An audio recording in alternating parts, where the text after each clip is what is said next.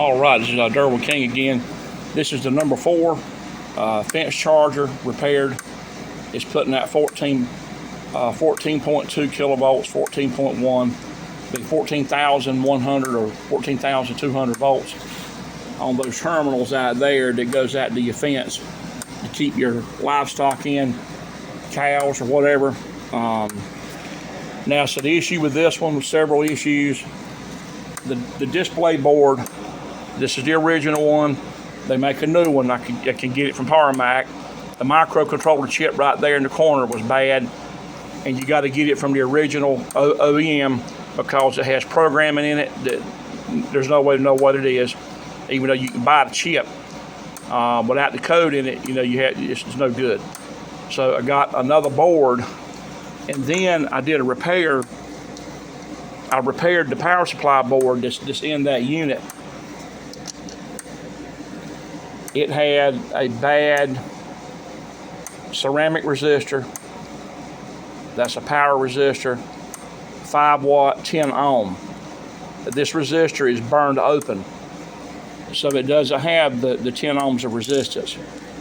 And that resistor went in this spot right here, right in that spot there for R1.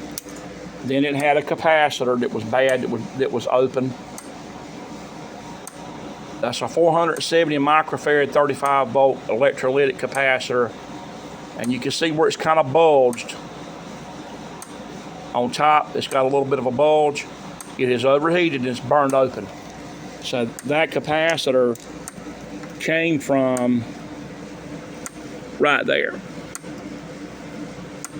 I borrowed 2 components off of this board to get the other one going before I knew that we could get boards. And I had been working on this stuff for days. But there were different issues with that power supply board and the one in there. It just turned out that the 2 components that it needed, that this one needed, that were bad in that one, were not bad on this one because it had other issues. It